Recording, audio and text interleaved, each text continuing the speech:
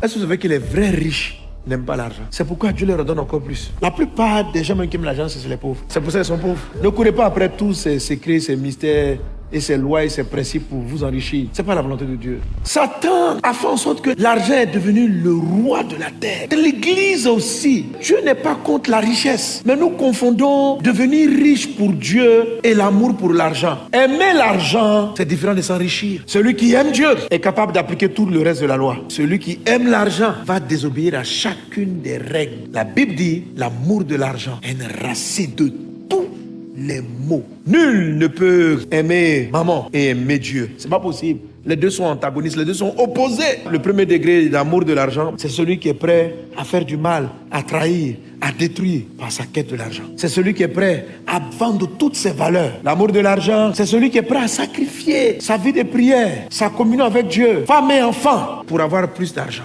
L'amour de l'argent, c'est celui qui est prêt à sacrifier tout ce qui est valeur humaine pour avoir de l'argent. Est-ce que vous savez que les vrais riches n'aiment pas l'argent? C'est pourquoi Dieu leur donne encore plus. Si vous lisez Elon Musk là, il aime réaliser des choses, il aime travailler, il aime relever des choses. Et ça l'enrichit. Les gens vous apprennent 44 stratégies pour t'enrichir, prospérer à tous égards. Tout ça, ce sont des cultes de maman. L'amour de l'argent, c'est ceux qui sont prêts à se vendre, à se prostituer, à perdre leur valeur, à tricher, à voler, à faire du mal. C'est ceux-là qui passent toute leur nuit à penser comment ils vont faire pour avoir de l'argent. L'amour de l'argent est chez les pauvres, chez les riches. La plupart des gens qui aiment l'argent, c'est chez les pauvres. C'est pour ça qu'ils sont pauvres. Ne courez pas après tous ces secrets, ces mystères et ses lois et ses principes pour vous enrichir. C'est pas la volonté de Dieu. Bien sûr, l'ouvrier mérite son salaire. Cherchez à faire du travail qu'on pourra valoriser, qui pourra servir. Il vous faudra de la bonne gestion, il faut une bonne comptabilité. Apprenez ces choses, c'est totalement normal. Mais vos valeurs doivent primer, et entre autres la valeur du travail. Travaillez par amour pour ce que vous faites. Aimez Dieu, aimez les hommes. Travaillez parce que vous aimez voir des choses s'accomplir dans la vie. Tu rêves d'un type de salon de coiffure. Rêve-y. Et puis vas-y, mets-toi. Bien sûr, pour que ton activité reste en place, il faut une bonne gestion comptable. C'est pas de l'amour de l'argent. Là, c'est toi qui contrôles l'argent. C'est pas l'argent qui te contrôle. Ce n'est pas toi qui suis l'argent, c'est l'argent qui te suit. C'est toi qui choisis la route. C'est ça, aimer Dieu. Tu choisis la vision et l'argent vient t'accompagner.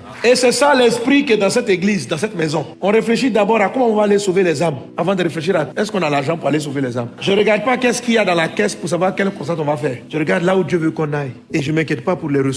Il est celui qui pourvoit aux ressources. Aime Dieu, aime les hommes, n'aime pas l'argent. Laisse-le te servir et ne sers pas l'argent. Que l'argent soit juste un moyen et non pas une fin. Que la quantité de ton compte en banque ne soit pas ta quête, mais que l'argent soit juste un moyen par lequel tu réalises ta destinée.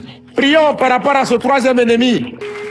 Parce qu'il affecte l'église, il détruit l'église, il sépare les amis, il détruit les familles. Et ils vont nous voir, parlons à Dieu. Brinda, Sarabana,